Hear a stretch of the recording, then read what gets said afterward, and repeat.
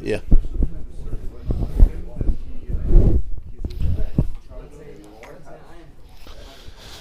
Yeah, Malachim, the Rambam says that Malachim and Meir Nevuchim, in his Guide to the Perplexed, Malachim represent the energies of a person.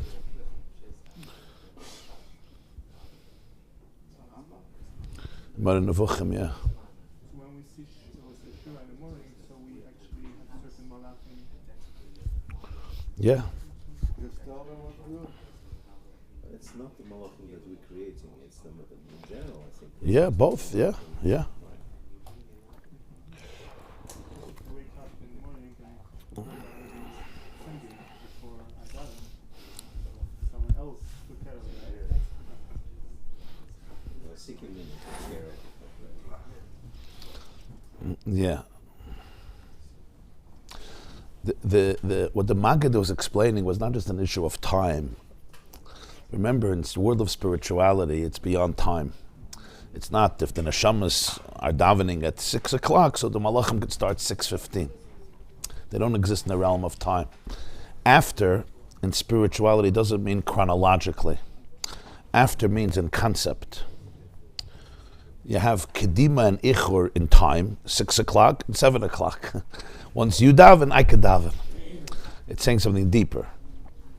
It's saying in concept, it could be the same time, not the malachim's davening flows from the neshamas. It's that the consciousness is first experienced in the neshamas, and from there comes the shir of the malachim. Shir hashirim, all the songs are rooted in that original song of the neshamas, because they're the pnimius, they're the interlacing link between everything, between heaven and earth. Yeah, it's like an hishtalshlus. Hishtalshlus doesn't mean that the second level comes after the first level. Could be there was never a time that number 2 was not there. But it's still called number 2 because it comes after number 1. Not in time, but in concept. Most basic example, yeah. 1 plus 1 equals 2. 2 minus 1 equals 1, right? Which rule comes first? Which rule comes first? 1 plus 1 equals 2 or 2 minus 1 equals 1? 1 plus 1. Yeah. So in terms of time, no one comes first. There was never a time. It's not like for 1,000 years 1 plus 1 equals 2. After 1,000 years we decided, by the way, 2 minus 1 equals 1, right? That follows. They were always together, but still this is number 2 and this is number 1. Because the premise is that 1 plus 1 equals 2. Then, because of that, you could say 2 minus 1. If you don't have the 1 plus 1 equals 2, 2 follows number 1, not in time, but in concept. Just a very basic example that in spirituality, when you say first and second, it doesn't mean necessarily on the clock. So when you say the malachim can only sing after the neshamas, the Gemara in Chulin, Baron Yachat Koich V'Boiker, Vayiri Kol Bnei Elokim, the Maggid is saying it doesn't mean necessarily in time.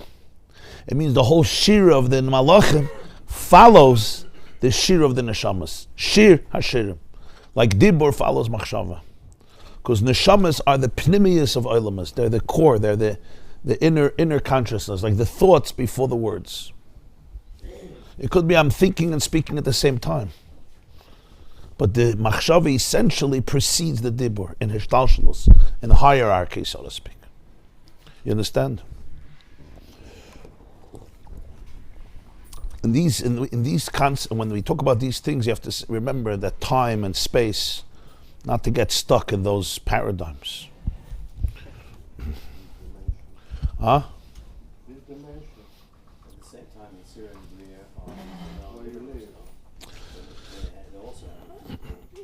There's, but it's still it's in a higher space. Something without thinking is called impulsive. Impulsive, yeah. Done that. Huh? Been there, done that. What? Been there, done that. There's a condition so children have it, adults have it, called a lack of impulse control. The inability to be able to control impulses. It's a neurological condition. It's not. It's something. It's a real condition. So when somebody speaks impulsively, what do we say? Or they do something impulsively, it lacks, like he says, the dibur is mechusar chachma v'seichel. It lacks a focus. It lacks effectiveness. Right? When a parent is impulsive with their children, or a teacher is impulsive with class, with students, we know the results. It's coming from something. I was triggered, I'm angry, I'm overwhelmed, I'm anxious. Right? In a marriage, when people start getting impulsive towards each other, they could say very nasty things. What's missing is their pnimi, the machshava is not there. Rabbi YY, I had a question about that. Somebody who speaks impulsively, there's a concept called an excited utterance, an admission against interest. You have to say that they're telling the truth without a filter. It's an admission. They're saying Right. without that. So isn't that filled with, even though it is without thought, Yeah. something true? Sometimes, you're right, because sometimes I'm saying things that I thought about my whole life. So it's even a deeper machshava. Yeah. When we say machshava, it doesn't necessarily mean that I sat for an hour before my speech and I prepared. Somebody asked me when I prepare my speech. I said I prepare my whole life. No, but it's true. When you say machshava, sometimes this is your thought process. Of course, it's going to come out. But a trigger on a gun, for example, is something that happens Right. very quickly. Right. So when I'm triggered, Yeah. someone challenges someone and says, you saw that killing, right? Or you saw that breaking, or you're guilty, right? Yeah. They challenge them in a way that they can't lie. There's Right. reason, so it comes out. But that is not considered thought. Right. I'm sorry, what? I believe it's Toivo Divrei Chaim when they wanted to record his droshes. The tzanzer, the Chaim tzanzer. When they would tell over to him like. He said he doesn't. If he remembers, he didn't. It's not good, yeah. It was his. If he didn't remember, It was good, yeah. It was good. So it basically doesn't. It's kind of a stream of consciousness. It doesn't remember. It wasn't his. You're asking a good question. There were tzaddikim in Poland who said that if they, I think Reb Chaim Tzanzer, maybe there was somebody else also who said that if he remembers what he said, they shouldn't write it down because it was folly. It's not a shkait. And if he doesn't remember, it was a flow. So then they should write it down. Usually most people say, if I don't remember, it's probably better, right? Let's forget it. So he's saying it's a contradiction, but really, when you're in the flow, it's deeper machshava. It's much deeper machshava. It's machshava without an ego. In many ways, that's the source of machshava, like we spoke yesterday. You're one with the source of awareness. So is that a maturgum, Rabbi YY? It's not the I, Is that a maturgum? When someone is able Yeah, it's like Shechina medaberes mitach groine. It says by Moshe Rabbeinu, the Sifri says that the Shechina spoke through his throat. He says in Kriya Shema, "V'nosati metar artzachem." I'm going to give you rain. Moshe gives rain. He speaks about himself in Sefer Dvarim. It's his words. It's not Hashem's words. So Shema is part of Sefer Dvarim. Throughout the Shema, you see, he speaks about himself as though he's the creator. He's not. I'm going to give you rain if you listen to my mitzvahs. I'm going to give you rain. He should say, if you listen to God's mitzvahs, Hashem will give you, and not v'nosati. Remember, Sefer Dvarim, he's not quoting. The Gemara says in Megillah that Mishnah Torah Moshe mipi atzmai amra. Moshe said it on his own. Taisva says Beruach HaKodesh, but the Havana there is that Moshe was in a place, that's what we learned yesterday, he was a conduit for the Ein Sof. It's like in Halacha, we find the concept, Shluchah Shel Adam K'maisai. Right, Rabbeinu Bechai writes this in Parshas Kisisa, a real Shliach, in Halacha, there's 3 levels of shlichus. The Sefer Lekach Tov by Rabbi Yosef Engel. So he explains the 3 levels of shlichus in halacha, how you define a shliach. One level is, I'm separate from you, but what I do, I'm yoitzer for you. So if I give truma for you, I do b'dikas chametz for you, I give tzedakah for you, right? It's considered as though you did it in the sense that I dispensed your obligation. Another level of shlichus is that yadai kiyadai, it's like your action, it's like a long arm through me. And the highest level of shlichus and halacha is that the shliach is the mishaleach. Automatically, what he does is the mishaleach. The power of shlichus is, it's so to speak, like I assume your identity relative to the shlichus. There's such a deep kinship. Automatically, if I do something, you did it, I didn't do it. Not because I didn't do it, but because the I is part of you. It's a fascinating concept, and he brings rayas. Rabbi Yosef Engel, Lekach Tov, Klal Aleph. He brings rayas from dozens of places in Shas. What level of shlichus if it's the first level, the second level, the third level. In the highest level, that's like Shechina Medaberes B'Torach Groinei, there's complete oneness. So now, I don't remember what I said, not because it was impulsive, but because it went deeper than the ego that protects words. When I remember what I said, it's because my ego is protecting my words. There's a self-consciousness there. Do they like what I'm saying? Do they not like what I'm saying, right? Are they going to invite me back? Are they bored? Why is he texting? Why is he not texting? Why is he daydreaming on me? That's all. I'm not in the zone. I'm self-conscious. Why are you texting? Just joking. He's not texting. It couldn't be any other way, you say. Yeah. Because he was a Rals Vasayim. You know, a person who is a Rals Vasayim couldn't say anything. That was the Chiddush of Moshe. He was a Rals Vasayim. The Ran writes, Rabbeinu Nissim writes in Drashas Haran, fascinating, why Hashem had made that the first Jewish leader and the greatest Jewish teacher couldn't speak. Imagine you're sitting with a Rosh Hashiva for 40 years and the poor man stuttering, and it's very, very hard. Why is it that Moshe Rabbeinu, from all people, his koyach was his koyach hatayr, and he couldn't speak? So the Ran says something very interesting. The Ran says that if Moshe would have had the gift, what we call oratory skills, oratory gifts, then you would think that he persuaded, through his gift of gab, he persuaded the Jewish people to accept Torah. Because people who have oratory power can do that. It's like a hypnosis. The Yemach Shemoinik from Germany had that power. Lahavdil. Hypnosis, the oratory skills are so powerful, they could literally abduct people's minds. It could be used in a positive way and it could be used in a horrible way, right? It's very exploitive. So you would think Moshe, yeah, when you have a good mouth, you could sell people the Brooklyn Bridge, the GW, why not the Tappan Zee, and put in the Williamsburg Bridge too. I tell you that mitzvahs is so hard. Yeah, but that's the gift of gab. You convince people of whatever you need to convince them, and they could be gullible. But when you looked at Moshe, you knew there was no chance that happened. The poor man couldn't communicate. So the only power he had was the truth, nothing else. It was the pnimius, it wasn't the delivery. There was no presentation. That's what the Ran is saying. Alpi Kabbalah, Alpi pnimius atayra, right? What the Balatanya explains is, what we learn, kvad peh, kvad lashon, it's higher than the world of Dibur. It can't be articulated and categorized in the world of Dibur. It's called Etzem HaChachma. Moshe was Etzem HaChachma. The Zohar says, Kvad Peh, u Kvad Lashon, Kvad Peh for Torah Shebal Peh, and Kvad Lashon for Torah Shebiksav.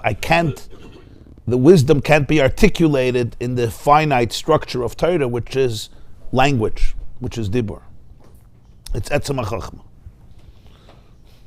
So on that level, Taka Shechina Medaberes B'Torach Groinei, and it's the eye went to a place that's deeper than the eye, the source of awareness, which is the source of the eye.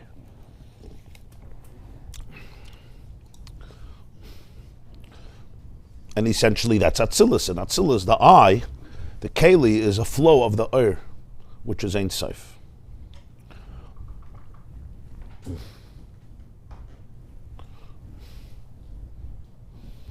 In Bria, the awareness follows the eye, and in Atzilus, the eye follows awareness. God's awareness. In Atzilus, the eye follows God's awareness. Cosmic awareness, cosmic consciousness. And in Bria already, there's something called separateness, it's Lavush, so the awareness follows the eye. It's the eye that creates the awareness. So there could be very deep connection, but there's ultimately a certain sense of separation. That's why it has to be Shira to initiate. Shira had to initiate actually from the lowest place. Yeah. Okay, so let's... Does it also depend on, not all of us activate the malachim over there, with our machshavas in our... So does it really depend on like few neshama things? So probably few neshamas, not necessarily my neshama. It's a good question. You want to know if every neshama activates malachim. The answer is as follows. The machshavas that activate malachim are the machshavas that are the pnimius of the olamas. Right? When I'm having machshavas of my anxiety or my insecurities or my fears, those machshavas are coming from my own chitzonius. Right, 70,000 thoughts a day, and a lot of them are about the bank, IRS, right? Your mother-in-law, and repeating themselves, all the fears and insecurities. But there's something else. In every machshava, because lamata adin tachlis, or in every machshava, even the most mundane, foolish machshava, there's something of Ein Sof there. There's a spark hidden over there. It may be camouflaged and covered over with a lot of shtusim and arishkeiten, but there's something there. So that also activates the malach. Because the neshama is present in everything. It's not like my neshama says, you know what, it's 3 o'clock in the afternoon, I'm going to Gan Eden for a couple hours. Here, I know it's now a hard time for you in the office, I'll detach. Even as I go through my external journeys, the soul is present. Lamata adin tachlis. So therefore, in all of the thoughts, as external as they may be, there's a nekuda pnimis, there's a nitzus, there's a spark. That's why we say, lo yidach memenu nidach, nothing will be lost. It's not just no people. No machshava is going to be lost. Lo yidach memenu nidach is no thought is going to be lost. Because every thought ultimately will be redeemed. Because even the thoughts that reflect my lowest angels, so to speak, or my most base instincts, have in it Ein Sof. They have in it the koyach haneshama. Sometimes it's on the contrary. The depravity of the thought is so profound because it has so much energy. It has so much energy. Kol hagavoya b'yoser yored lamata b'yoser. So when it falls with a intensity that is much more powerful. Right? Sometimes the worst addictions or craziness, insanity, are holding on to very deep truths. Yeah, so everything ultimately needs halah. The Baal Shem Tov used to speak about halas machshavas zaros, halas hamidos, right? Sublimation of thoughts. You have to be in the right position to do it, because if you're in the machshavas zara, you have to have boundaries. But the point is, lo yidach memenu nidach is even on machshava.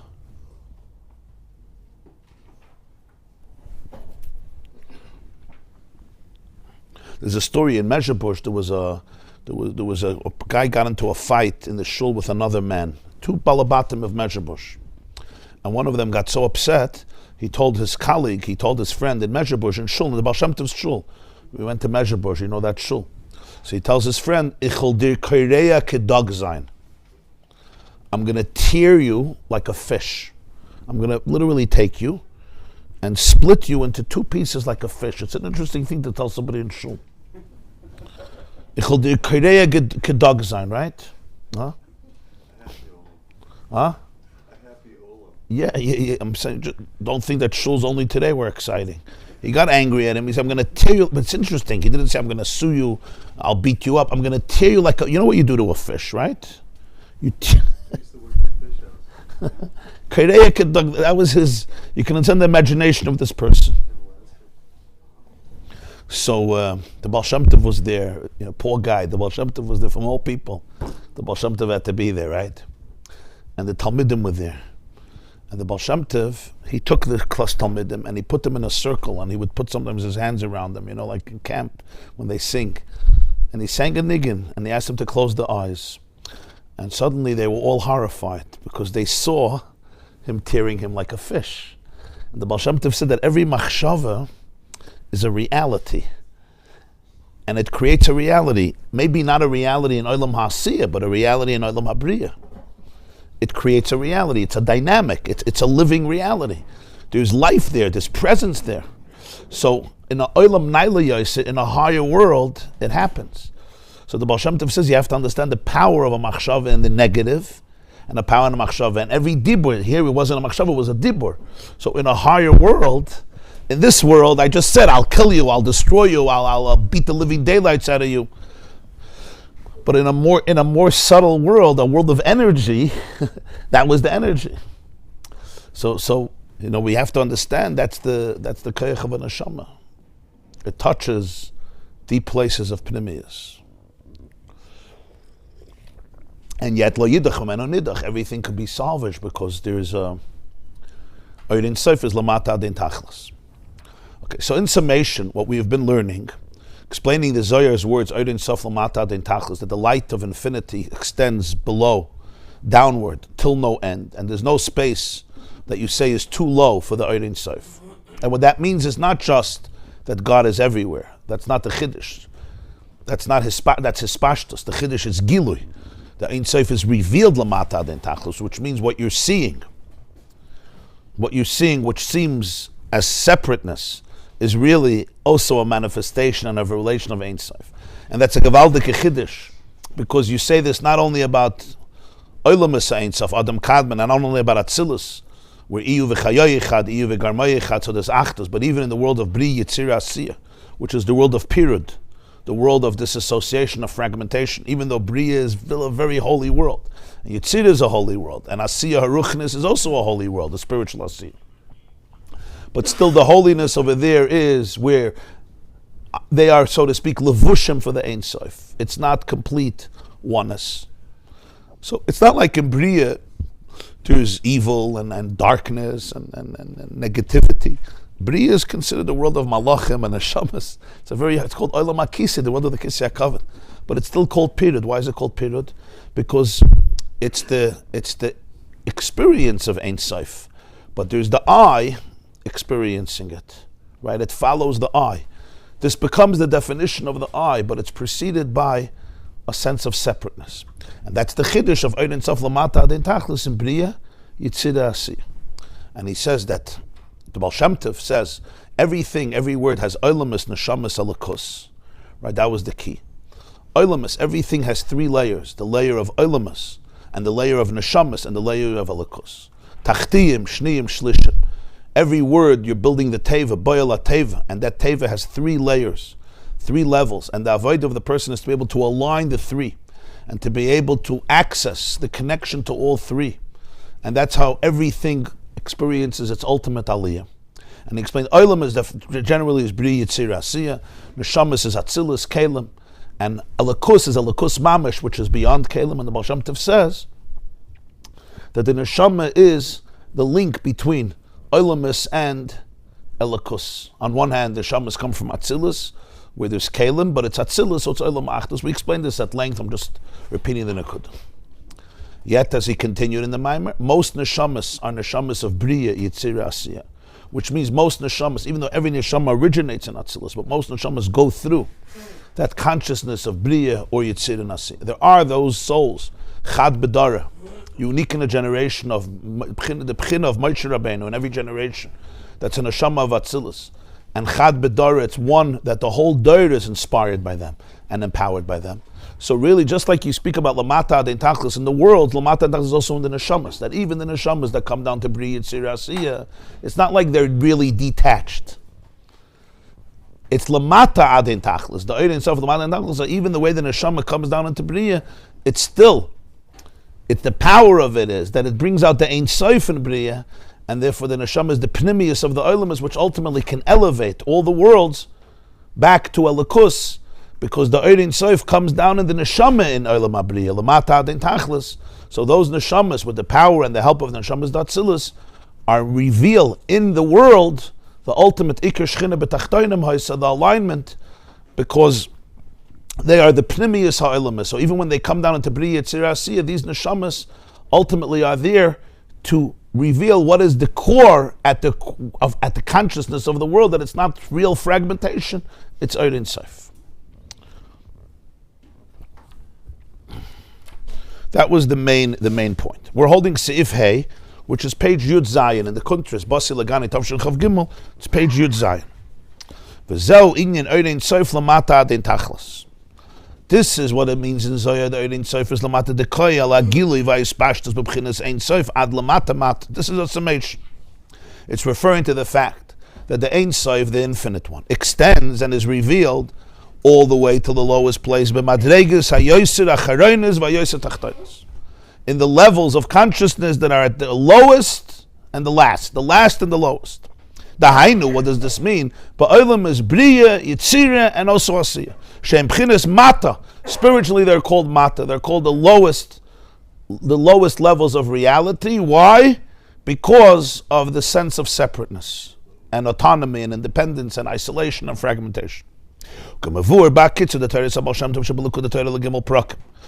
the Tzemach Tzedek describes in the Kitzer, the abbreviation, the summation of the previous Torah of the Baal Shem Tov we learned earlier in the Likud Torah of Gimel Prakim and the Maamer of Noach, Mayim Rabim, Shebitlas Almin Shein Biade Klolos.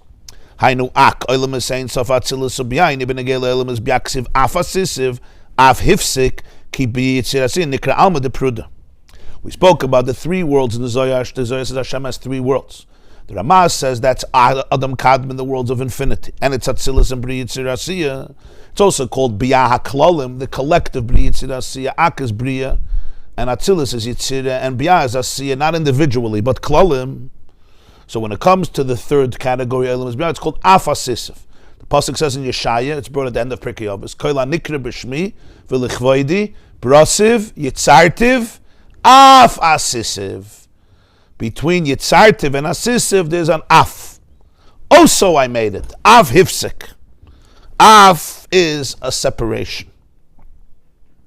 Because here there's the concept of Alma de Pruda, what's called in Zohar the world of Pirud. The world in which things are scattered, in which things are isolated, in which things are fragmented. There's no cohesive oneness. And this is even true in Olam HaBriya. That's why it's called Bria. Atzilus is not called a Bria, it's called Atzilus. Atzilus means it's emanating, like light emanates, like the light that goes from one candle to another candle. It's not a new creation, it's an actualization. Atzilus is a revelation. But Bria is already called a creation, even though that which is created is holy and full of godliness. But there's already a sense of experience. There's already a sense of I am one with it, rather than complete oneness. In Atzilus, there's absolutely no blockage, and therefore there's complete achdus. So that's why we say Brasiv Yitzartiv Af Asisiv. There's already an inyan of a hefsek, and that's the chiddush of Lamata Adin Tachlis. Amnam inyan zeh olay rak b'negei le'elam samalachim, ela afilu b'negei le'neshamas. This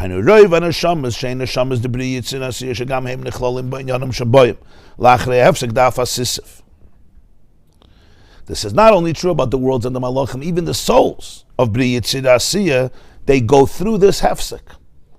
In other words, the neshamas themselves go into this lamata adin tachlis. In addition, yesh nagam amshachas ba'ifin shel yedid lamata yoser. But now we go to the next stage. The light of Ein Sof descends even into a lower sphere. As he continues, in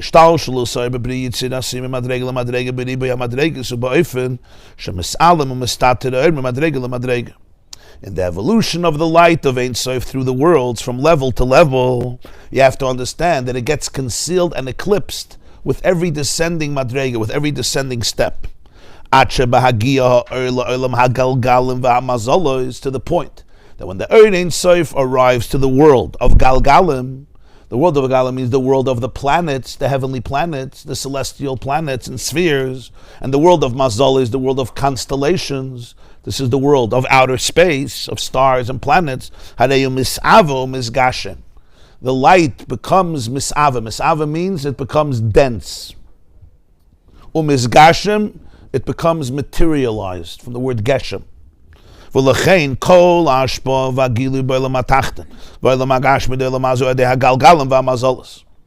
that's why the flow of the energy that comes into our world, the lowest world, the physical world, is so connected to what's happening in the Galgalim and the planets.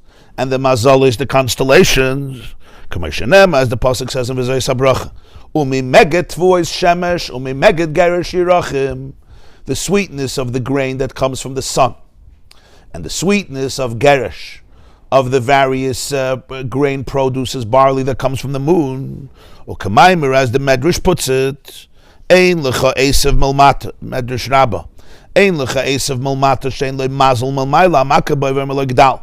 There is no blade of grass below that doesn't have a mazel, a spiritual a spiritual, he just says the word mazel. So you have to understand what the word mazel means. It doesn't have some mazel, some force above that strikes it.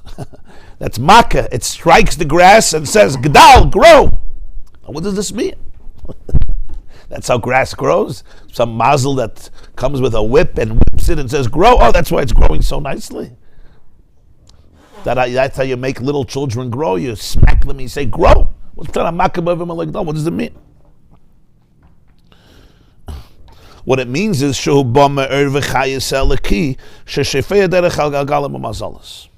it means that there's an there's a light, and there's a divine energy that flows through the grass, through the medium of the galgalim and the mazalas, through all of the heavenly spheres. What does this mean? So he starts explaining. For Hainuk, it seems very difficult to understand. For Hainuk,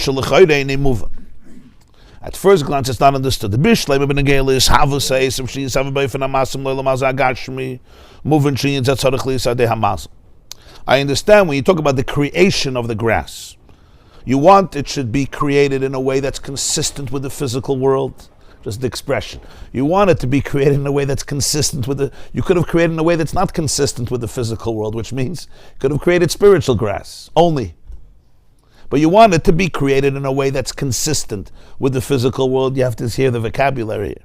So I understand that you need a mazel. What's pshat you need a mazel? The mazel represents that the Ohr Ein Sof assumes an incarnation that the result of that is physical. But when you're talking about the growth of the grass, meaning the vitality that you see in the world, the dynamic vitality that you see in the world, the consciousness, whether it's in a person, in an animal, or in a tree, or in a blade of grass, or in a bush, or in a shrub. Says in Tanya Geras HaKodesh Siman Chaf. The mazel that says grow is already after the grass has emerged, and it's already there. It already grew. It's not talking about creating grass from nothingness into somethingness. Over there, when you talk about the ishavos, you want a physical grass, so the energy, right, goes through the mazel. But here you're talking about the growth from small to big. Before it grew, who is the mazel talking to? When you say the mazel is telling the grass grow, it means there's already somebody to talk to, so to speak. The question is how it's going to develop. What are going to be the laws of the development of a blade of grass from in its process of growth, or any other tree? This is just an example of grass. It's true about every flower, every single existence. So it's already talking about post-existence, and now you're talking about this grass should grow. So the question is, since you're talking about the chiyus, the consciousness which is divine, why does this have to come through a mazel? So this is the explanation. Since the light descends and it becomes more concretized, more dense, so every flow in this world, not just the creation, but also the continuous growth, it goes through those realities that allow the light to become incarnated and assume the levushim that allow it to be concretized within physical grass and have the grass grow. So it would seem like there's a mazel to Yisro from this. Yes, so every grass has a mazel. We'll explain in a moment what it means. And he summarizes this in the Maamer. We have to understand the humility of this. That elikus, godliness, is so concealed. It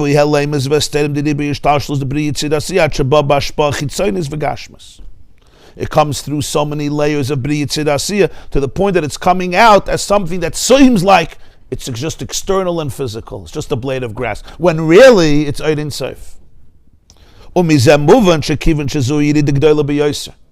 If this is such a great descent, this is the hafla, this is the stupendous wonder that Ein Sof, it's really Ein Sof, but it's Ein Sof that came lamata den tachlis. What is he saying here? Till now, we spoke about Bri Yitzir Asiya as spiritual worlds. Over there, it's also lamata, but this is still worlds, of kedusha. You're talking about souls. You're talking about malachim. You're talking about Gan Eden Elyon, Gan Eden Atachon. It's also called lamata den tachlis. But over there, there's a consciousness of Elikus. Now we're going already to the next level. Now we're talking about our world of Asiya, the physical world. When you look, what is he saying here? We learn Hashem created the world. Hashem created the world. But the creator is not seen in creation. Right? In all of the science, they're trying to figure out where did everything come from. So even those who maintain the theory of evolution, and this evolved from this, and this, and this, and this, and this, and this, and this, and all the way to the beginning, and I don't know. It's not my responsibility. Science can't go there. Maybe in 50 years we'll find out. There's a break. Even though you want to go back to the Big Bang, and before the Big Bang, what do you want from me? Before the Big Bang, I don't know. And why did the Big Bang happen 15.3 billion years ago? Why didn't the prebiotic soup get anxious 29 billion years ago? There was no time. Because there was no time. So what happened 15.3 billion years that the pressure was too much and the challenge exploded? Trying to come up with a theory. It remains to be a theory. It remains to be a theory. And there's a reason. At some point you have to stop. You know why? Because you're going over the bridge from Yesh to Ayin. You're going over to that bridge. The boire is called Ayin. Ayin means no thingness. And Yesh is thingness. And that bridge is an infinite leap. It's an infinite leap from Ayin to Yesh. That's called Hisavos. That's called creation. And here is the Chiddush, that the Creator created something that is not Ayin, it's Yesh. It could be measured, it can be looked at, it could be scrutinized. But that which is measured and scrutinized, including our brain, doesn't have the capacity to be able to go back and leap over the infinite gulf between Yesh and Ayin. So some people will just say, I don't know. We don't know, It's the best we can do. I can go back and back and back and back and back, but I can't graduate the properties of Yesh. That's when we're talking about Hisavos. So you say, obviously, for there to be an Asif, for there to be a grass, or however anything came into existence, right, it came from the Rebbeinu Shalom. But here the Medrash is saying something else. We're talking about the growth of the grass. Here we're talking about the chemistry of creation, and that's the Chiddush. Creation itself, you could say, okay, God activated a process. He created even the original materials, right? Which then exploded, morphed into whatever they morphed in. However, all the various theories, etc. Original replicative gene. Yeah, that original replicative gene, however you want to describe that. The Bais brought that into being. But what is that? That is whatever it is. It's a cell, it's gas, it's bacteria, it's hydrogen, it's oxygen, it's helium, it's light. That's what it is. Yeah, God can create it. That's why he's God. I'm not God. I don't know how to create it. He can create it. But what is the world? The world is a world. Here he's saying something deeper. Ein lecha esav milmata she'ein lo mazel milmayla maka b'avem legdal. Grass grows because there is a mechanism, an incredible mechanism, right, that allows vegetation, shrubs, bushes, trees to grow. It allows living organisms to grow based on the manual and the blueprint of the DNA. What is that? What is that? So you could say it's the incredible mind of God that created this mechanism. So the Medrash says there's a mazel hamaka b'ayva legdal. What that means is essentially all physical chemistry that we're identifying is spiritual chemistry. And the physical chemistry is responding, it's mirroring, it's reflecting the spirit. It's almost the spiritual chemistry is makabay v'omer legdal. I want you to take this energy and develop and actualize yourself in a physical setting. That's pshat oirein soif lamata adin tachlis. Not that Hashem only created the world. The world itself is oirein soif. What do you mean it's oirein soif? This is a heartbeat. This is a living organism. Right? There are dynamics of science and chemistry. It says that is oirein soif, the way it assumed density. So all of the laws of chemistry and every single dynamic in the physical world is essentially infinite divine light. But in order for it to be able to be absorbed and to be able to affect and to be able to become the life force of grass and have the dynamics of grass, the oirein soif had to go through tremendous descents, layer after layer after layer after layer. So when you speak about the different worlds, we're not speaking about really different worlds. We're speaking about the same reality. The question is from which perspective? In Bria, the light went through one type of tzimtzum, so it still remains completely transcendent. In Yetzirah, it assumes a more concretized incarnation. In Asiyah, in the grass, or in the squirrel, or in the hyena, or in the star, it assumes a physical incarnation to the point that I could walk outside, or inside, and I could see a rock, and I could see a deer, and I could see the sun, and I could see the moon, and I could see a tree. And what am I looking at? I'm looking essentially at the light of Ein Sof, the way it evolved or devolved and assumed a physical incarnation. So the very consciousness, the very chiyus of everything is essentially all divine. It's Ein Sof. But it's Ein Sof that came lamata adin tachlis. So it's not just in the world of holiness. Every element in the world is this koyach hapoyel benifel. Every aspect, when you're studying the dynamics of something, when you're studying the life force, when you're studying the processes, every nekuda essentially is all Ein Sof. It's Ein Sof. It's the way the Ein Sof assumes a language and a vocabulary that's expressing itself in a grass growing. And that's the whole idea of the Galgalim and the Mazolas. As the descends, one world, another world, another world, it reaches this place where it assumes the identity of physical planets, physical spheres, physical stars, physical light. But essentially, even physical light, what is physical light? It's Ein Sof, the way it's translated in the physical language. So it's a question of language. And therefore, if you trace it back to its source, you go into infinity. So everything is a combination of the infinity and the finite. And that's why it's not just the creation of the grass, the chiyus of the grass, hamakabay v'omer legdal, so to speak, the very consciousness of grass is Ein Sof. It's the way the Ein Sof had to come through a mazel in order for it to be translated into the life of a grass.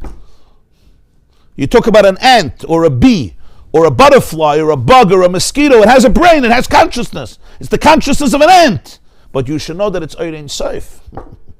It's not that it's a consciousness of Ein Sof. I see an ant, I don't see Ein Sof.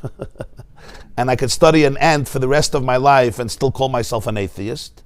That's the idea of lamata mata adin tachlis. That the Ein Sof went through so many yiridis, so many filters, so many contractions, that it assumes the brain and the consciousness of an ant. Which, by the way, is incredible.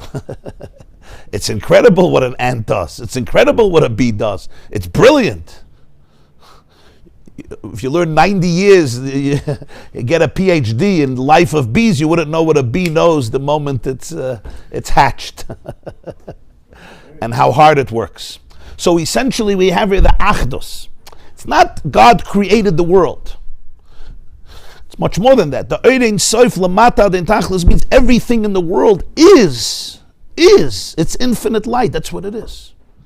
It assumed a vocabulary or a veneer, a real veneer, physical organization. And that's why it always depends on the glasses. I always quote Max Planck, right? He was one of the founders of quantum mechanics. He received a Nobel Prize. He was a great physicist. And he once said, we used to think that consciousness is a derivative of matter. Today we know that matter, all matter is a derivative of consciousness. Which means it's the glasses you're wearing that define the reality you observe. And why is it that way? Because that's the truth. If I put on glasses of Olam Ha'asiyah Hagashmi, right? I see a tree, I see grass. If you put on the glasses of Olam HaYetzirah, you're going to see Ein Sof, this very grass. We see it today even in science. Depending on the instrument you use to look at reality, you see a different reality. You could see the outer surface. You could see it on an atomic level. You could see it on a subatomic level, subatomic particles. And then you can go into a place where the laws of rationality completely go crazy, right? Where you can't even talk about something being in one space. You can't even speak about fixed models. You have to talk about probabilities. And it's all the same reality. So who's crazy? And they say the reason why something collapses into a single model and goes out of the quantum state of reality into a limited state of reality is only because you're looking at it. Your glasses are guilty for living in such a finite world. What is that? It's not. But that's the ultimate truth about reality. And if we put on the glasses of the Alter Rebbe, what are you going to see? You'll see Ein Sof. That's Pshat Einoid Mulvada. Yeah. If the chiyus of the Gashmius is or Ein Sof, then the Shama, which comes from Chassidus, is lower than Ein Sof. It sounds like Gashmius is higher than the Shama. Well, the neshama also, here we're putting everything into that category. We're not making a differentiation. Yeah.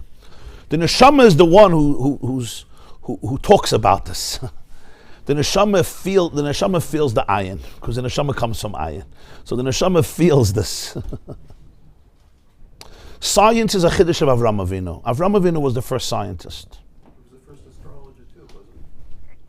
What did Avram Avinu? Avram Avinu said, there's even the words, there's laws of nature. You know, it sounds very scientific. That's a very, very deep spiritual idea. Laws of nature. In other words, nature is adhering. Nature has some, who abides laws in this world, yeah? Get one classroom to abide laws. Who got all the laws of nature to work in synchronization for I don't know how many years, and nobody rebels. They do rebel. People. No, I know people rebel. 5,000 years, the sun never had a bad day. The moon is a little lunatic. But the Gemara says, Shemesh yadam avoy, Reich lo yadam avoy. The moon doesn't know if he's coming or going. We reflect the moon. We have to have something in heaven that we should be able to feel kinship with. So we made a calendar around the moon. Lunacy. But Shemesh yadam avoy. No, it's a chiddush, right? Laws of what's it called? When something naturally disintegrates. Entropy. Right? You ask your teenage girl to clean up her room. She says, don't worry, based on the universe, I'll just leave it as is. And with every week, it's going to become more organized. You're going to come in after a month. It's going to be a churban. You come in after a year when it wasn't touched. You know what it looks like. With our universe, exact opposite. So Avram Avinu started to be megala this achdus. But that's the achdus that is a boire. Here we're going further. Vayikra sham b'shem Hashem keil oilam. Asks the Ramban, it should have said keil ha'oilam. Vayikra sham b'shem Hashem keil, the God of the world. So the Balatanya says, no, it's not the God of the world. It's keil oilam. God is the world. That's the achdus. What do you mean? The nature and God is like a body and a soul. Yeah. Nature and God is like a body and a soul. It's like the hand and the glove. But it's not a hand and the glove where it's two separate things. It's an embodiment of Ein Sof. That the word embodiment is the right word. It's an embodiment. It's literally the Ein Sof becoming embodied in the chemistry that I am looking at in a drop of water, or in a grain of sand, or in a flake snow, or in a star, or in the brain of an elephant, or in one of the 70 trillion cells in the human organism, or in one of the 100 billion neurons, or in one of your white blood cells or red blood cells. Every blood cell is an embodiment. It's an embodiment of divine energy. And that's why the very same reality, if you could put on a deeper, more transcendent pair of glasses, you're going to see consciousness. I don't see consciousness because my retina, right? There's an expression in Chavos Halevavos, Kol chush toifes michushay. Everything can grasp a reality based on its own identity. Right, the famous mashal of Heisenberg, I told you many times, he wrote to Einstein, if you have a net and each hole is 9 inches, you're not going to grasp, you're not going to catch fish that are smaller than 9 inches. It's a very important idea. The reality we grasp is based on the net that we use. I can't expect that my eye, the retina of my eye, right, should be able to grasp consciousness. So it looks at a table, it sees table. It looks at a blade of grass, it sees grass, and that's amazing. And it's supposed to be that way. That's why we make a bracha on an apple, but it creates. We don't look at an apple and we say it's Olam HaAtzilus. The scientists don't believe that grass or physical matter has consciousness. In fact, consciousness is defined in science more. I mean, the closest definition I saw, which from YY is that consciousness is ability to experience pain. I know you're laughing. I know. You mentioned the right name. You mentioned the right name for this class. I just saw another Hariri who is his relative, and was a Yamaka. So don't judge. So, We just learned that he's also going to wear a yarmulke one day. If you study his apicursus, if you study his heresy, you could see how Jewish he is. I once said from Rabbi Jonathan Sachs, he says, I don't understand why Charles Darwin was not a Jew. He said he was such a good apicurus. We were straight with Marx, straight with Freud. This fit right into that category. How in the world did he become a guy? He said it must be a random mutation. But in essence, what's his definition of consciousness? Ability To feel pain, yeah. I know Yuval Harari, yeah. It's actually, Okay. by definition of artificial intelligence, is not a consciousness, by the way, Right. because it cannot experience the pain. With all due respect to him, he's a smart guy and an Oxford historian. But his books, Sapiens, etc., have a very, very blatant agenda. That's very apparent behind it. Yeah. Evil man. He's a very evil man. That's how Tachton can define itself in a very evil way, right? Okay, but Apparently, Rebbeinu Shalom needs his experience also. But No, why? that's right. That's the paradox. That's what I asked about. that's part of Lamata Din Tachlis. Yeah. How do I square the concept that ayin, mazel, and yisrael? We have a mazel. We are created beings, but the astrology of Avram Avinu is a different. So the Alter Rebbe writes, Ein Mazel Yisrael is Ayin Mazel Yisrael. You mentioned that the last time. Yeah, Ayin Mazel Yisrael. I'm asking how this consciousness of mazel. Yeah. Ayin to yesh. Mazel, where we're talking about a Sefer Torah has a mazel. That's Yeah. a different concept. Right, yeah. Yeah, what here we're talking about is that every single physical reality in the world is really an embodiment of a deeper energy that is embodied through the physical. So when you're studying something, you're studying simultaneously. You're studying it in Olam HaAsiyah, Olam HaYetzirah, Olam HaBriya, Olam HaAtzilus. The question is, which layer of reality are you identifying? And that's based on the tools that you have. If I had microscopic eyes, I would look at this very table and I would see something much deeper. And it's not a contradiction. The Keli defines the reality based on which level. And why is that? It's not a mistake, because the Ein Sof went through all these levels until it assumes and becomes embodied in my nervous system. Your nervous system is also Ein Sof. People wonder, why is the body so smart? The body is not so smart. God is smart. The body is, your nervous system is an embodiment of Ein Sof. Yes, it's not Ein Sof the way it's experienced in the world of Ein Sof. It's the way it's experienced as a nervous system. The same is true with the cellular system. The same is true with all of the 9 biological systems that we operate with, whether it's the respiratory, the digestive, the urinary, whatever it is, all these systems. And every nikud, every prat has a mazel. What does it mean it has a mazel? A mazel that beats it and says, Gbal. It's not that it beats it. It's getting a cue. It's getting its cues.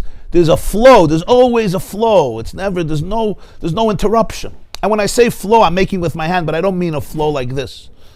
It's not necessarily a vertical or a horizontal flow. What I mean a flow is, right, not a spatial flow, but I mean a flow is that the very physical fluctuations and the very physical, let's say, circulation is Ein Sof circulating.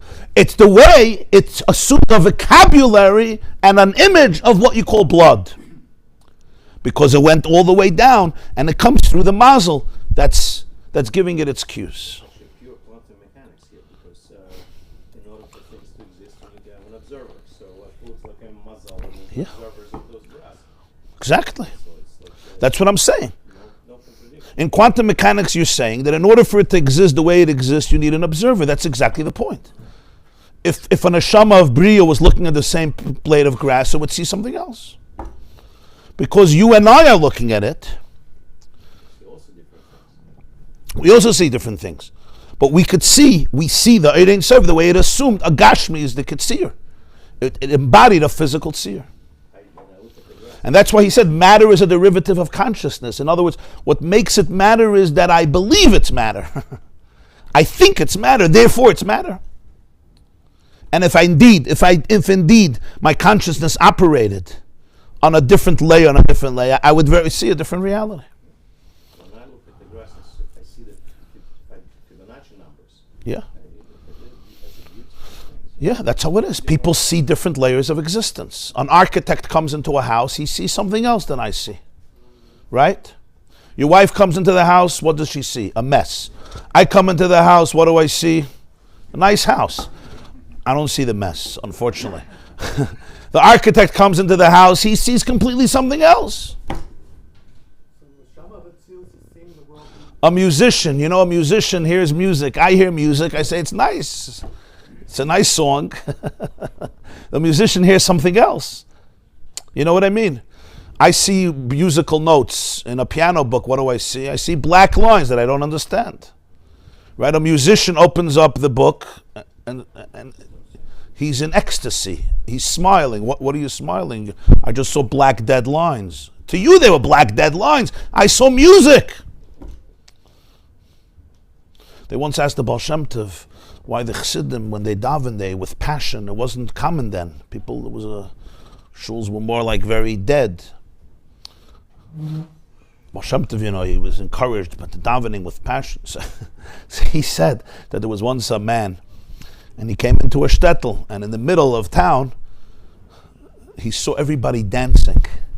And they were holding hands and dancing with such ecstasy.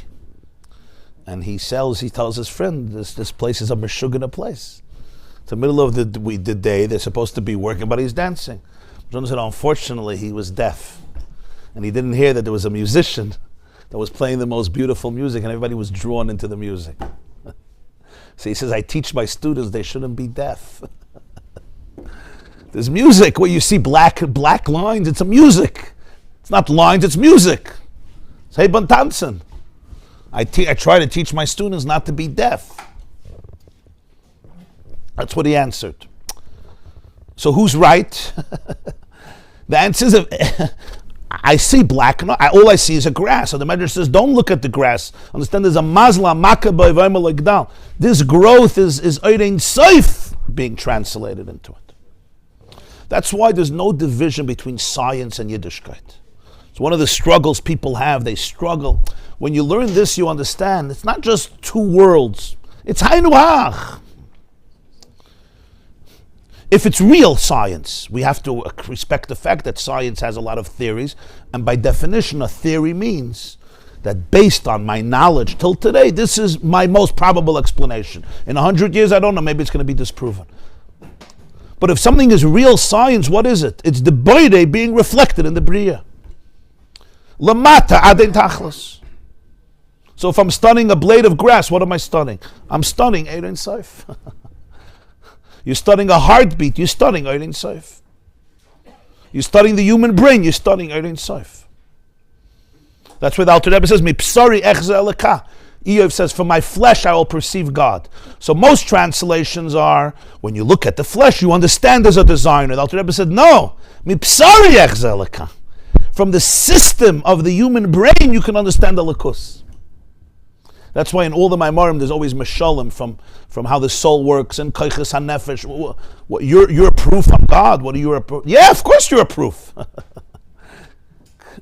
Of course you're a proof, because you're an embodiment of it. But Salmeinu Kid Museinu. Mipsori Echze Eleka.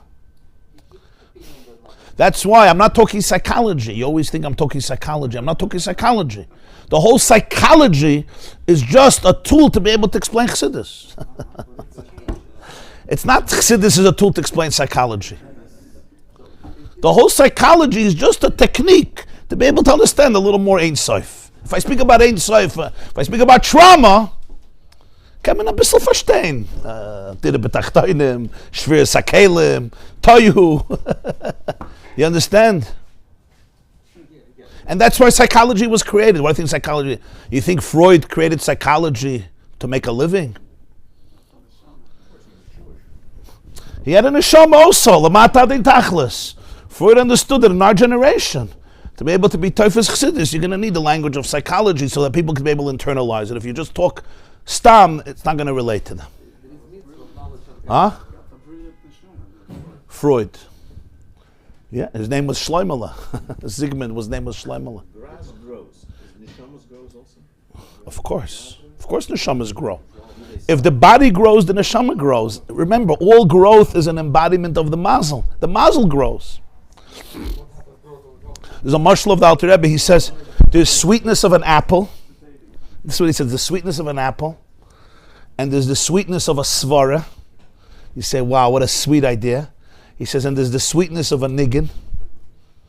What a sweet song. And there's the sweetness of love. He says, they all evolve from each other. But when I'm tasting an apple, I don't hear a niggin. I say, wow, this is a good apple. That's what it means when you're meyachid oilamis, neshamas, and alakus. When you're tasting an apple, you're not just tasting the sour, tardy taste, which is brilliant. How nature knew how to do that, to create such fruits, right? Nature knew that you would like it. Nature knew what I would like. Yeah. Right? And nature packaged it and designed it and tells me when it's ripe. And it was all a mistake. Remember that. And it happens to be that nature also created and made sure that all of the living organisms should be able to be replenished. It happens to be that our biological systems are so in sync that everything that grows, or a lot of things that grow, have the power to replenish us. And it was all a mistake. Not bad. Whoever did all these mistakes, I always say, whoever is behind these mistakes was a pretty brilliant guy. I'd like to meet him. Halavai, I should make so many mistakes. There is the mitzvah of knowledge of God, right? No. Leidas Hashem. Is there opinion that like by doing science, The Rambam. so this is basically Rambam Hilchis Yisod HaTorah Perek Beis. Keitzad hi haderech la'avosayu liyiroisai. How do you come to Ava and Yira? And the Rambam says, you study God's world. Take a look, a beautiful piece of Rambam. He's very, very intricate over there, the Rambam. I was talking once to a group of teenage girls from a very prominent school in Brooklyn, and one of the girls, very intelligent, she says, I can't love God, I can't relate to Him, He's transcendent, you don't love something that's invisible.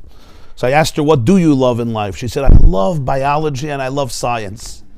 I said, according to the Rambam, you love God already.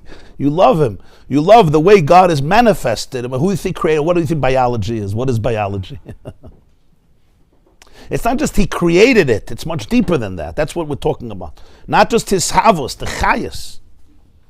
The chayas is the chemistry, the life, the consciousness, the design, the substance.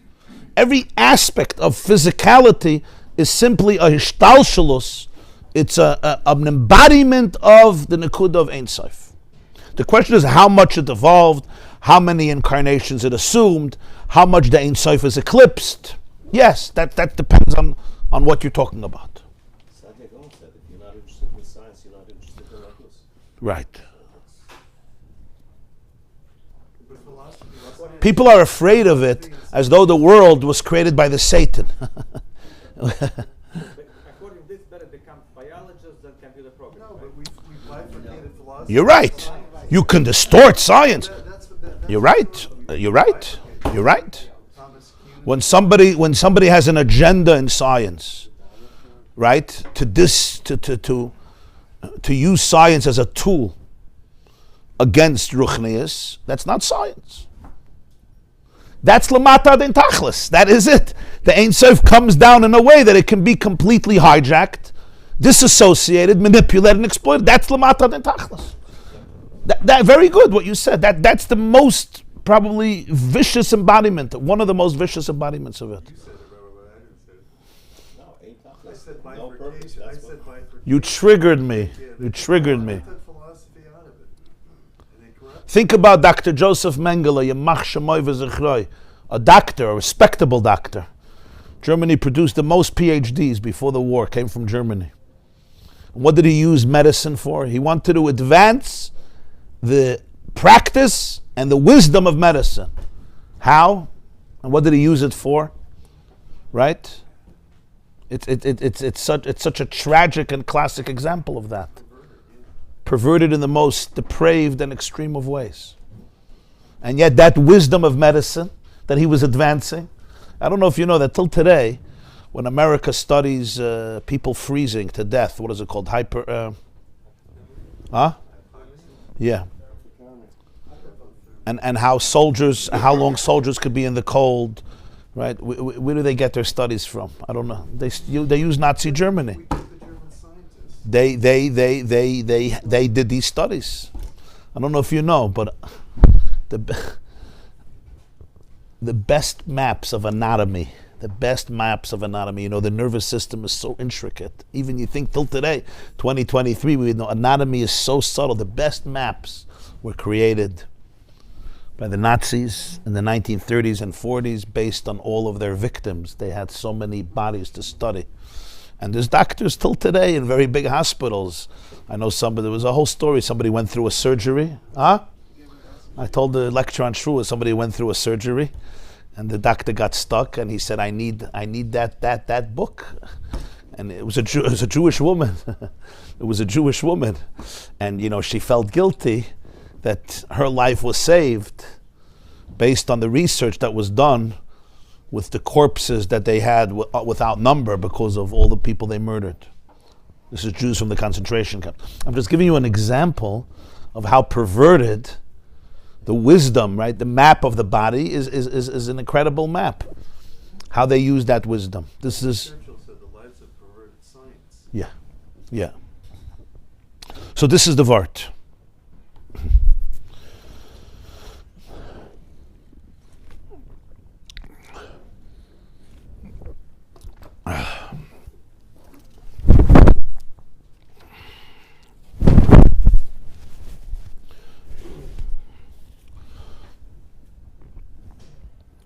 This is part of the Lamata din Tachlis. This is already the next level. It's not just Bri Yitzirasi as worlds of Kedusha. This is already the way it comes down all the way into our physical world. And what is it? It's Eidin Soif Lamata din Tachlis. So in a person, it's also that way. When you speak about a piece of grass, a blade of grass, it's also a person. That every emotion we have, every sensation we have, our life force, my consciousness, which includes my sensations and my experiences and my emotions and my impulses. That's my chiyus. A grass doesn't have my consciousness. It has its consciousness. It's busy asking itself, good morning, how much should I grow today? That's the question of the grass. The human being wakes up in the morning and says, good morning, what should I do today? Grass never has that question. They never doubt what they have to do. You think I should quit my job and get a new job? You think it would have been easier to be somebody else? You think I want to be me? Right? A dog never has that question. A dog never says to piddle or not to piddle. That is the question. To be or to be not. That is the question. But we wake up in the morning. That's our consciousness. Never think that it's divorced from Eidin Sof. It's Lamata Adin Tachlis. If you go to the pnimius of it, you'll be able to see even what we call Yetzirah. Sahara are the impulses that are low. That are low. That's going to be the next piece. Till now, we're talking about a blade of grass. A blade of grass is not evil. A blade of grass is neutral. In Tanya, it's called klipas noiga. It's a klipa, but there's a lot. You could use it for beautiful things. You could use it to design the shul on Shavuos, for those who do it. Not the minig hagra, but other minhagim. You could use grass for many other beautiful things, right? Huh? That's the main thing. That's what everybody does here. Grass juice, $20 an ounce. It's as close to the blood cells as it gets. Yeah, etc. But then the next step is when you come to klippa, when you come to real klippa, when you come to the world we call the world of evil. The question is, does the lamata den tachlis go there too? That's the last shtickle of the Maamer. Bais Medrash Ohr Chaim will do tomorrow. Tomorrow we'll begin 7:45 a.m. because they finished davening a little earlier, and we have a women's class at 9:30. So I'm going to wish everybody a beautiful, meaningful, and inspiring and unifying day between Olamus, Neshamas, and Elokus.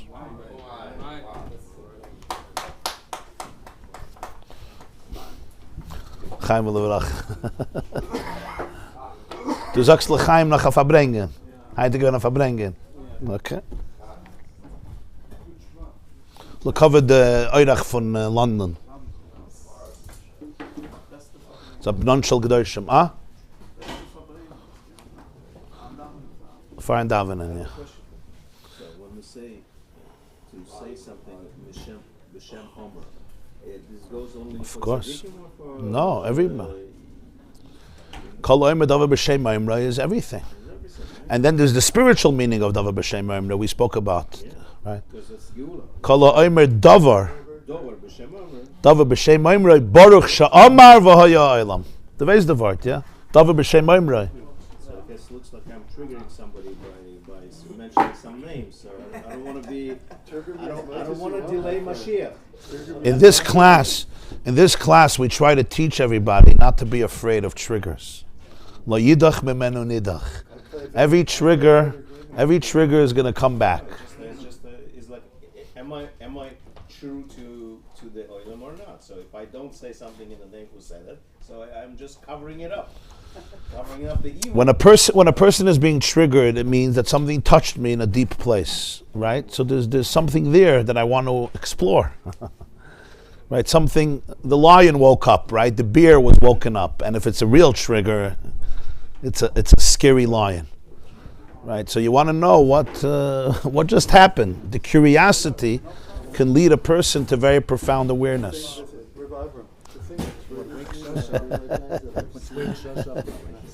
It's coming and hearing your profound Torah. Thank you. Vayikatz kiyoshin Hashem. Impulsivity. You mentioned there is disorder of somebody. Impulsivity. It's a pattern. You're right. It's not disorder. You're right. Disorder means like. But dibur, words that come after machshava, have a different potency. When a father thinks how he's going to communicate this to his child in a way that's loving and effective, it's a different conversation. Rather than, you don't do this in my house. You understand?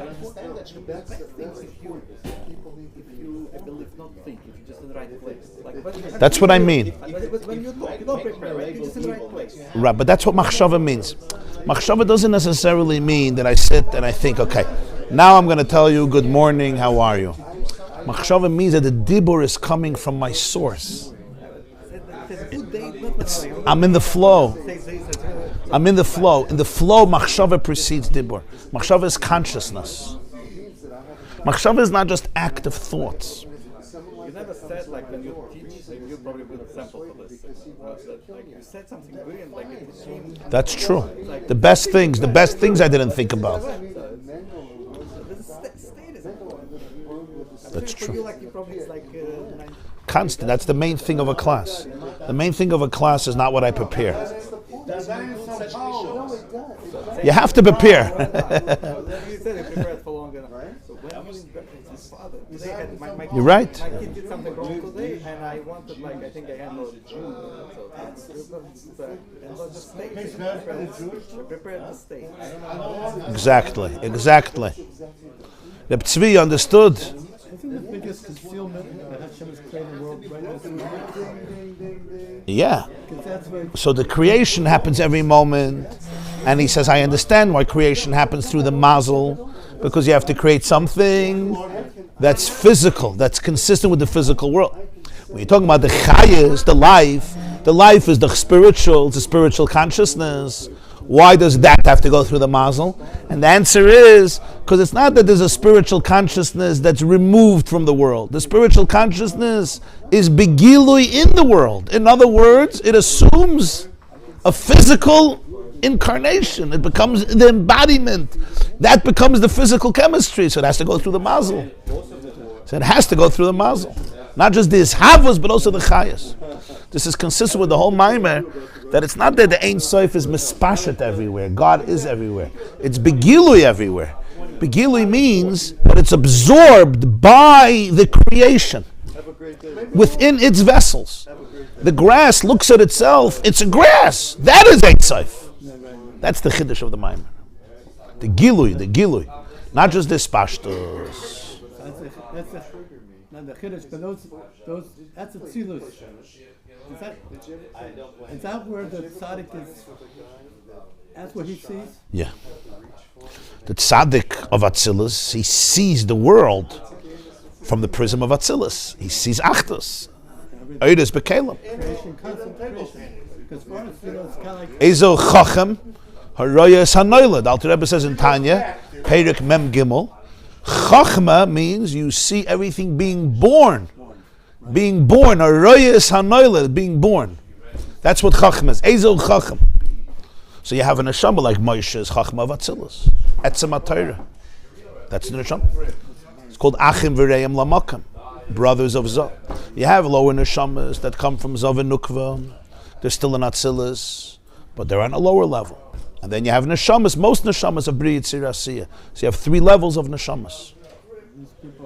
Just like we spoke about 3 levels of Olamus Ein Sof, Atzilus and Bia. So within that itself, in neshamas you also have 3 levels. You have neshamas like Moshe, that's like Ein Sof. You have neshamas of Atzilus, that's like the 2nd level of neshamas that come from Yichud Zun. And then you have most neshamas, which are in the 3rd level, Bri Yitzir Asiyah. So you have these 3 on different levels. And yet the neshama is the pnimius of every olam, meaning even the way the neshama comes down in the lowest place, the neshama represents the link to higher. That's the chiddush of the neshama. The neshama never goes through the real detachment. It always remains attached in detachment. In other words, the power of the soul is to show how the individual identity, which apparently is detached, is really one with the infinite, without compromising the detachment, without compromising the embodiment of the self. That is really what the self is. That's the koyach of the neshamas of Bia. And that's what they give the malachim. That's why the malachim do shira after the neshamas. Do malachim grow? Do they experience pain? Not like neshamas. It says, "V'nasati lecha mahalchim bein ha'oimdim ha'elin." Malachim are called oimdim, and neshamas are called mahalchim, because even though neshamas grow, it's more of a predictable, consistent orbit, where the soul is capable of quantum leaps in both directions. So it's a different level of growth. Neshamas in Gehenna, they suffer, right? I don't know whatever definition of Gehenna is, but it looks like it's a place where people suffer, or neshamas suffer or have pain. So I would understand the neshamas, even in the oilmas without the bodies, they might experience some pain. I don't know, or maybe some they experience joy, some experience pain, whatever it is, but there is a yes, most likely experience of these feelings, right? Malachim, I don't know. Looks like they're just like a text message, send a text message to this guy. And You're saying malachim are like artificial intelligence. more likely, yes. More likely. That's why, at least from what I hear you. Interesting. I can't get them feelings. Huh? It says malach mechal is ava, malach gavriel is zira, gvura. Music. We learned shir hashirim. All the music in the world comes from shir. Shiras HaNeshamas. Shir HaShirim. He said, the Maggid says, Shir HaShirim. All the songs in the world come from the one When shir. I compose music, I'm a musician. So when I compose music, where does it come from? My neshama? It comes from, when you're in the flow, it's coming from the source. Yeah. There's a cloud of music. Vayhi kenagen hamenagen. Vayhi kenagen hamenagen. Because someone said that the shar hanagina is near the shar of Shuva. Yeah, it says that. That's what it means. There's an old vart. There's an expression in Yiddish, chazonim and an aronim. The cantors weren't always considered the brightest people. They said, why? Because the Heichel HaNagin is right near the Heichel HaTshuva. So if you're a chazan and you're in the Heichel HaNagin, you should already go into Heichel HaTshuva. You're already there. Why don't you go into that? It's an old vart. It's a way of expressing an idea. In other words, if you're already there, there's a sefer, there's a commentary on Megillus, Esther, called Monas Halevi. It's a commentary that was written by the Shloimeh Halevi El Kabatz. He's the composer of L'Chadoidi. He was a brother-in-law of the Ramak, Moshe Cortavero. He was murdered in Svas. He's buried in the old cemetery there. Reb Shloimeh El Kabatz. He wrote L'Chadoidi, the poem. Yeah, he has a commentary called Monas Halevi. So he says Achashverosh made a beautiful feast, 187 days. He had everything there, right? You see, in terms of design, in terms of drinks, beverages, in terms of food, in terms of hospitality, everything. He says the one thing you don't see is music. No music, why not? That's what he asks. And he answers that Achashverosh wanted to take, it was an opportunity to take the Jews away from their past. He used the kalim of the Bais HaMikdash, Nenu Misadasa Shalosei Rasha, and he knew that music, any type of music, triggers the neshamas. It's ma'odah the neshamas. It brings people to tshuva. That's he didn't have music. That's what he writes. Shlomo Al Kabatz. Huh? And he says that's why children, infants, even in the womb, respond to music. Because the souls in heaven are always singing Kol Balei Asher. So when they come down, there's a sense of music that they still respond to. The neshamas in the source, there's a lot of shira. Shir HaShirim. Well, over here we're talking about Bria. Elam HaBria. You see little boys who stand in front of the video of the Rebbe, the Rebbe starts singing, it just light up. There was once an experiment done in the Wall Street Journal. I don't know if you know Joshua Bell. He played the violin in the subway station. Washington, 8 o'clock in the morning. 8 o'clock in the morning. Joshua Bell is one of the biggest violin. They wanted to see how people will respond when there's no concert. You know, the art doesn't have a frame. He's not publicized. They don't even. He's wearing a baseball cap and rags. You know, he looked like a homeless fellow playing the violin. He was holding on to the Stradivarius, probably $15 million. And it was a sad experiment because the amount of people that stopped was minuscule. Everybody was in a rush.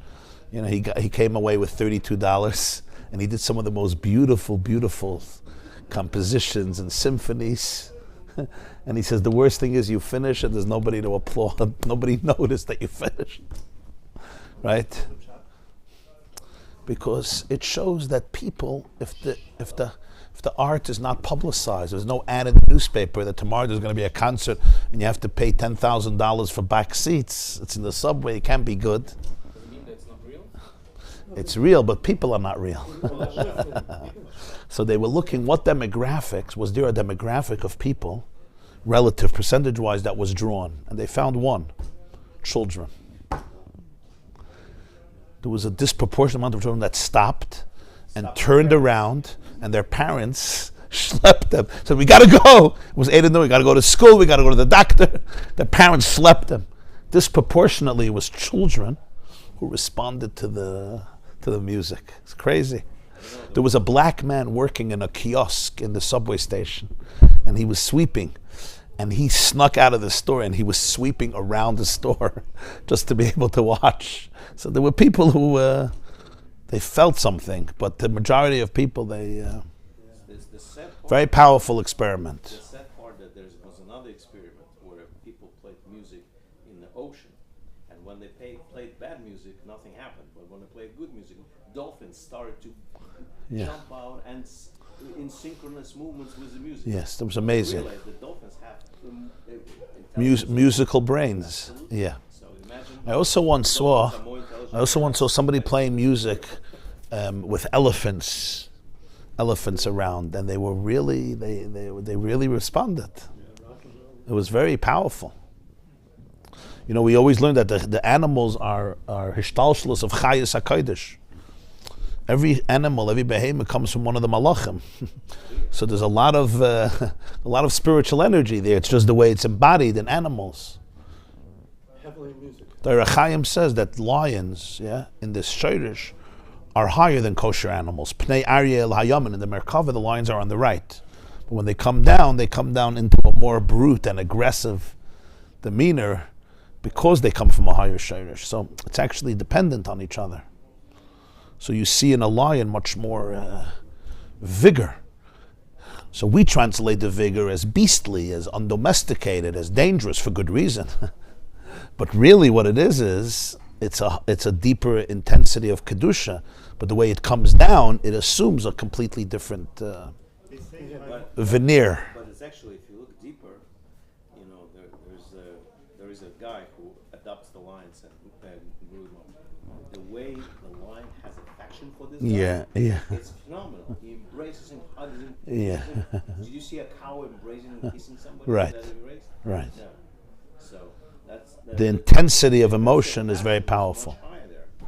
Yeah. That's why I'm surprised it comes from. Comes from the right side.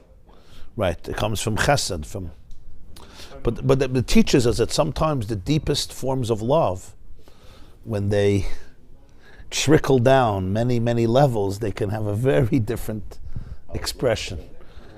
Sometimes the deepest aggression is coming from the deepest love. That's pshat l'mata ad ein tachlis, right? If my love was hurt, my aggression has to be much stronger to protect me. So all the aggression you're seeing is really sensitivity. It's a very profound idea. This is the idea. This is one of the main nekudas here. What looks like the greatest distortion, right, is just commensurate with how much infinity it's hiding. It's very, very, you understand? The more Ein Sof it's hiding, the more intense the distortion, because it has to hide a lot. It can't just put on a little klipa, a little shell. It's going to burst out the Ein Sof. So I have to create a blockage that is so much more powerful. It's an ishpashat. Huh? That's what we learn with Shabbos when you have Yeah. avas of achas, family love, Yeah. right? That Yeah. Rebbe said the way father protects the child, Yeah. right? When the child is abused, chas v'shalom, Yeah. you know, he has to be like the aggression he displays. It's all come from Ava. Very good. Torah Parshas Boy, the aggression coming from Ava. Biyad chazaka. Okay, yeah. The Mujitzer, yeah. And the music just came to him. Yeah. And afterwards, they sang to him. And he said, "I composed that." Yeah. I don't remember. Yeah, he was in the zone. So Also, the Mujitzer had a surgery in Berlin, you know. They couldn't do anesthesia. right. So he sang. He said he's going to compose a song, and when he's singing it, they should do the surgery. I think it was the song he composed, Eila Eskera. It's a song they sing in Mujitz at his yard site, Yud Gimel Kislev. They sing it once or twice a year. I think Eila Eskera, I think it has 32 stanzas, maybe more. They sing it on his yard site. I think they sing it Yom Kippur, Rosh Hashanah. Yeah, I've heard the niggin. So the question, They did this surgery in Berlin while he was singing the song without anesthesia. the question is, The Mujitzer Rebbe is a koyach and a ginah that was unbelievable. the question is, the ego comes and then you try. Of course. I don't know. So if how, it's- so are we're supposed to take the raw? Yeah. The ego blocks the Ein Sof. We were supposed to, as a composer, We want to be able to relax the ego. But what we're learning here is that even the ego is also an embodiment of the Ein Sof. It's just a distortion. So we have to unburden the ego of its unnecessary shells. That's how you transform it. A person can live without ego, completely no ego. Like what's good? Ego is not the motivation of every person. Yeah, so when you speak about ego, there's an unhealthy ego and there's a healthy ego. So we have to be careful to distinguish. We could try to live without an unhealthy ego. The unhealthy ego is the ego that takes us away from ourselves, from other people. That's the unhealthy ego. Yeah, it's the ego that's there to cover up my real self. I'm afraid to live with my real self, so I create a counterfeit self called the ego. Ego stands for easing God out. But then there is the ego in terms of the healthy ego, the real ego. There's an expression from the Mittler Rebbe, the Yesh HaNivra is really an expression of the Yesh HaAmiti. The Yesh of the Nivra in its truest sense is an expression of the Yesh HaAmiti. It's the self that reflects the divine self. That you don't want to get rid of. In fact, you can get rid of it. That's what we were created for. Yeah. When the Mishnah says in Sanhedrin, Chayev kol echad vechad loymar b'shvili nivra ha'olam, every person has to say the world was created for me. That's a healthy ego. It sounds arrogant, right? The world was created for me, but what it really means is that there's something at stake in my existence that the whole world needs. That's a motivator, but that's not unhealthy. Let's say when they daven, they should have zero pniyas and like nothing should be for them and mamish only.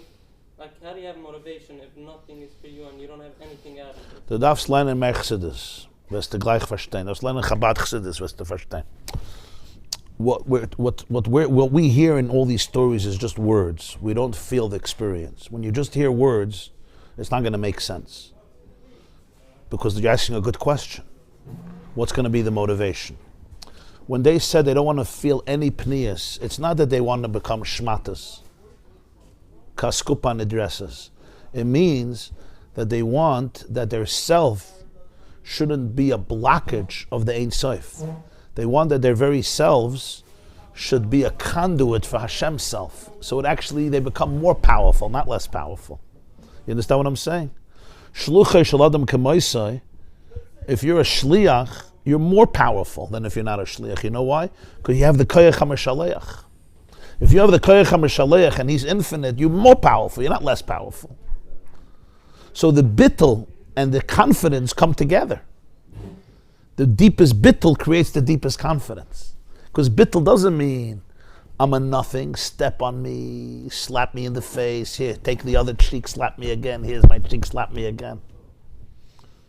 And I'm a shmata, I'm a nobody, and the more you insult me, the better it is, because I'm such a shmata and I deserve it. That's chitzonius and it's not real. You understand what I'm saying? The pnimius of it is that there's no separation between me and Hashem. Now that's very, very deep. What does that even mean in a person's life? But it means that I don't have to protect myself. I can let go, I could surrender because I'm falling into something that's absolutely real. So I don't have to be uptight. I don't have to protect myself. I don't have to wear a bulletproof vest in every conversation. I could be completely open and transparent because my real self can just relax. And that's the hardest. Because that means I have to let go. That means I'm in a place of trust. But that's power. It's not that you let yourself be abused. It's that what other people call abuse, it may not even affect you because you're coming from a much deeper place. You don't have time and energy to be angry with people because you're in a much more wholesome place. So when you say these tzaddikim, they didn't get angry, and the Gemara says, Hanel lovim ve'enam oilvin, shomin cherpasim ve'enam meshivim, right? You can embarrass me and I don't answer. It's not that I'm so insecure that the more you embarrass me, the better it is. It's rather what somebody... I gave a speech here in the tent, when was it? A few of you were there. One of the Yomim Tovim, Shabbos, Shuvah, Shabbos. So my son was there. You were there probably. I quoted a Gemara. I said it's a Maseches Shabbos. So you know my son Mendel. So he gives a scream, it's Masechta Beitza. Masechta Beitza. Fine. So I looked, who is it? I didn't know. I heard. I looked. I said, it's my son. I said, you're right. It's probably Maseches Beitza. Okay. It's actually in both, but whatever. And I smiled. It was actually very beautiful. It was very beautiful that he knew the Gemara. I was very proud of him. A Yid comes over to me the next Shabbos, and he says, how much Musar did you learn not to get humiliated at that moment and actually scream at your son later and punish him for what he's doing? I looked at him. I didn't know what he's talking about. How much Musar I learned. Why do I have to learn Musar to do this? He says, I'm trying to reach this Madrega. I can't reach it. If my son would do that to me, I'm like, I don't understand. Why is that embarrassing? It was beautiful. I said over a Gemara, and he knew where the Gemara is. That's like a nachas for a father. Why are you this? He says, wow. I don't know how much Musar. So I told him, it was so mufrach by him.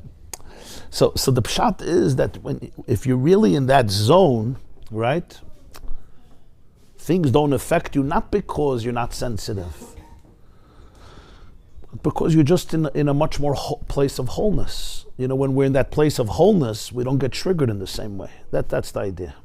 B'steifus, das ist bittel. Somebody serves you. Some people are very comfortable to serve you. Like for any job, like somebody likes to serve. He wants you to feel comfortable. Some people believe when they serve you, they like what do you want from you? Some people want to make you happy. They hate people that serving you. Some people are very uncomfortable because they have to serve you. They're more challenging people. They hate to make you comfortable. My job is to make you happy. I'm a waiter. I'm a waiter. Like I'm not gonna move my second just because like. It really, I guess, depends on confidence. You know, waiters are powerful people. They could make a comment that really enlightens the guests. I used to wait tables.